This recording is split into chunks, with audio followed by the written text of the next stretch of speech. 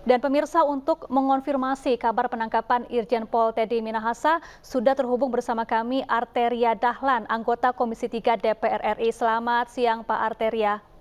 Selamat siang, Assalamualaikum, salam. Waalaikumsalam warahmatullahi wabarakatuh. Pak Arteria, kabar ini awalnya disebutkan oleh sejumlah anggota Komisi 3 DPR RI. Benarkah Irjen Teddy Minahasa ini ditangkap terkait dugaan kasus narkoba? Ya, memang kita pada pukul 10-an ya, saya mendapatkan informasi terkait dengan Pak Teddy Minahasa, Kapolda Jawa Timur, ya, dilakukan upaya hukum penangkapan oleh teman-teman di Propam Barreskrim Mabes Polri.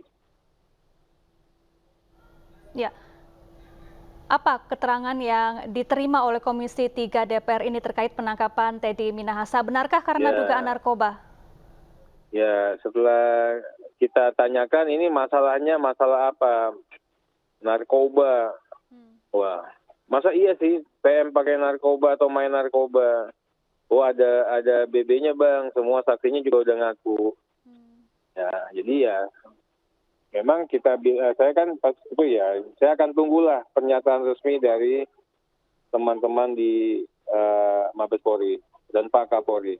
Ya, informasi yang diterima dari Komisi 3, kapan Irjen Teddy Minahasa ini ditangkap dan di mana Irjen Teddy Minahasa ditangkap, Pak Arteria? Kita juga nggak begitu mendetail ya, saya tidak nanyakan begitu di Propam, udah di Propam ya, Propam ditangkapnya di mana, saya juga nggak menanyakan itu.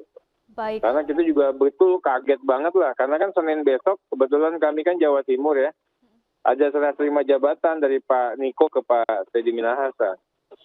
Iya, Pak Arteria, Pak Teddy Minahasa ini kan menggantikan Irjen Niko Afinta sebagai Kapolda Jawa Timur. Apakah ada yang keliru dari pemilihan ini sehingga tidak bisa diketahui kemudian ternyata Irjen Teddy Minahasa ini memiliki kasus atau masalah yang melanggar hukum, dalam hal ini adalah narkoba. Bagaimana ya, jujur kalau ditanyakan saya pribadi, saya kaget ya. Kenapa Pak Teddy Minahasa yang dipilih? Itu tentunya kan saya punya pengalaman baik dengan Pak Teddy Minahasa. Tapi untuk mengelola Jawa Timur, ya memang harus ada figur pemimpin yang betul-betul punya leadership, punya kompetensi, punya integritas, ya, dan punya kapasitas. Nah, di samping penilaian yang dilakukan oleh Polri sendiri, kan masih beberapa yang masih layak dan masih mumpuni untuk bisa menjabat jadi Kapolda Jatim. Tapi itu sudahlah. Kita melakukan penghormatan penuh atas keputusan dan kebijakan yang diambil oleh Pak Kapolri, walaupun memang ada sedikit catatan. Iya, ke depan bagaimana semestinya penunjukan pejabat tinggi Polri agar sosok yang dipilih ini betul-betul sosok yang memiliki integritas yang baik, kredibel, dan juga memiliki kapasitas yang mumpuni dalam memimpin institusi Polri seperti ini, Pak Arteria? Ya, sepertinya mekanisme internal Polri sudah berjalan baik. Komunikasi politik Pak Kapolri dengan Pak Jokowi dengan baik. Tapi kan kalau terpilihnya Pak Teddy Minahasa ini kan seperti pembalap F1 di tikungan, nyalip di tikungan terakhir. Itu. Nah, ini pembelajaran juga bagi Pak Kapolri, ya, agar bisa lebih hati-hati, lebih cermat untuk memilih Kapoldanya di kemudian hari untuk tempat-tempat atau pos-pos yang sangat strategis dan kompleks seperti Jawa Timur, Sumatera Utara, Sulawesi Selatan, Polda Metro dan sebagainya. Ya, jika memang benar Irjen Teddy Minahasa ini ditangkap terkait kasus narkoba, apa yang harus dilakukan oleh Kapolri dan sanksi apa yang paling tepat untuk Irjen Teddy Minahasa? Ya, pertama, kejadian ini harus diusut setuntas-tuntasnya, apalagi melibatkan personel Polri, bahkan bintang 2 Polri tidak hanya terlibat dalam peredaran dan jaringan narkoba, tapi yang bersangkutan juga setelah dites urin juga katanya terlibat atau positif. Nah, yang kedua, kami juga ingin memastikan ya bahwa ini harus menjadi momentum Polri untuk bersih-bersih secara paripurna. Apa iya seorang Teddy Minahasa saja yang bermain? Apa iya jaringan narkoba masuk ke dalam tubuh institusi Polri? Ini harus kita mau buka-bukaan ya secara berani. Ya. Kalau misalnya buntut atau ekornya susah untuk dipotong, potong kepalanya. Ini bicara narkoba. Kita ini hanya darurat narkoba ini hanya di bibir saja. Tapi pada tindakan itu tidak pernah kelihatan. Ini momentum dan waktunya untuk memperlihatkan bahwa kita ini perang terhadap narkoba. Dan kami minta betul ya, ini tidak bisa disia-siakan, harus diambil hikmah dari kejadian ini untuk melakukan pengusutan tuntas setuntas-tuntasnya. Termasuk juga peredaran narkoba di tubuh institusi Polri. Ya, ini artinya peredaran narkoba juga sudah masuk ke ranah penegak hukum yang semestinya bertugas memberantas narkoba ya Pak. Lalu apa upaya yang harus dilakukan untuk membersihkan institusi Polri dan juga institusi penegak hukum lainnya agar bebas dari kejahatan atau peredaran narkoba seperti ini? Ya, pertama narkoba ini harus kita katakan sebagai serious crime. Berlakulah secara serius untuk mengatasi dan memberantasnya. Kemudian narkoba ini adalah transnational crime. Ya, gotong royong bekerja sama dengan negara-negara tetangga untuk membasmi ini. Kita tahu kok yang namanya peta jaringan narkoba, jaringan rawan narkoba, kok nggak bisa kita selesaikan? Ya kan berapa dana kita untuk Direktorat Narkoba? Ya, nggak bisa selesai. Berapa penguatan kita untuk BNN? Ya, termasuk juga kita akan merubah regulasi. Nah, ini semua ya, jadi kita katakan kita akan lakukan yang namanya perbaikan struktural, perbaikan kultural ya dalam tubuh institusi Polri. Kemudian yang kedua ini bersih-bersihnya seluruhnya dari mulai apa yang ada di bawah sampai ke pucuk pimpinan tertinggi yang terlibat beresin. Saya minta Pak Teddy Minahasa untuk bersuara dan membongkar itu semua. Ya kan?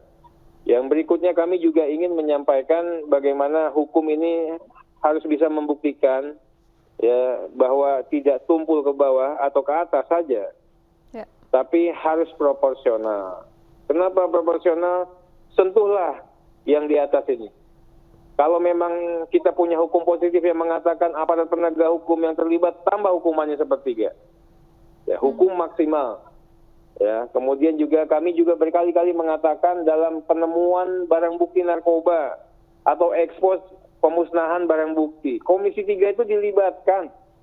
Jadi kita tahu barang buktinya betul-betul dimusnahkan atau tidak. Ini kan seperti yang ada di Padang, ya kan keluar dari apa pernyataan atau di Polres atau Kapolres yang mengatakan ada 10 kilo BB, 5 diambil Pak TM dan itu dijual. Dan kemudian ya bermainlah si mami-mami ini ya Linda sama Pak TM. Ini kan bukan bahasa yang tidak terdengar sebelumnya. Udah di Sumatera Barat udah rame tuh isu-isu itu. Tapi kan baru diungkap sekarang. Itu loh. Jadi bukan ya kita ingin sampaikan bahwa kita harus serius. Kejadian informasi ya bisik-bisik tetangga ini udah ada kejadian pada saat di Sumatera Barat.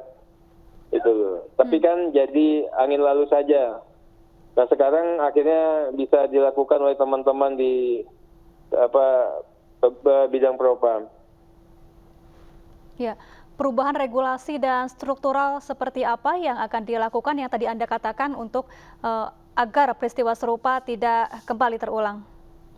Ya, isunya narkoba ini ada dua, isu kesehatan dan yang kedua isunya adalah isu penegakan hukum atau isu hukum. Ya, Mbak bisa bayangkan saat ini lapas kita itu over capacity.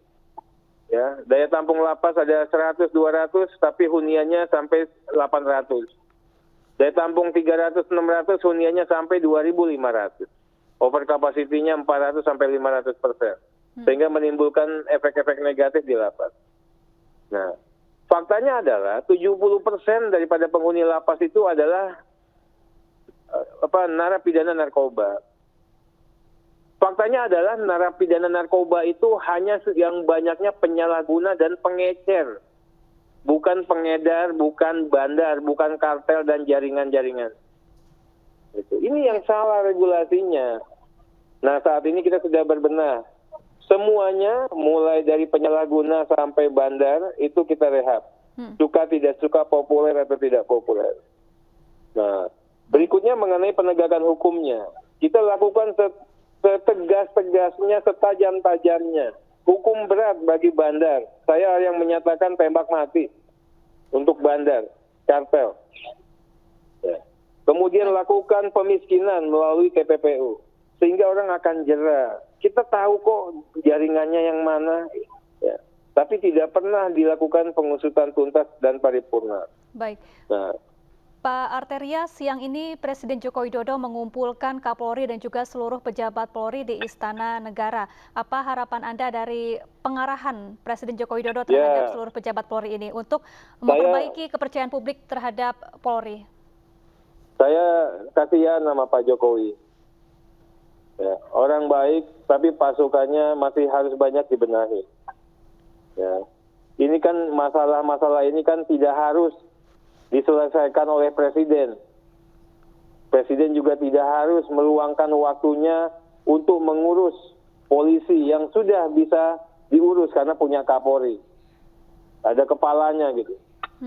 Nah, artinya ini memang ada keadaan yang memang harus ditangani secara serius di mata Presiden dalam perspektif pemerintahan. Ya, mudah-mudahan ya ini bisa efektif pertemuan tadi. Pak Kapolri bisa membenahi institusinya dengan baik.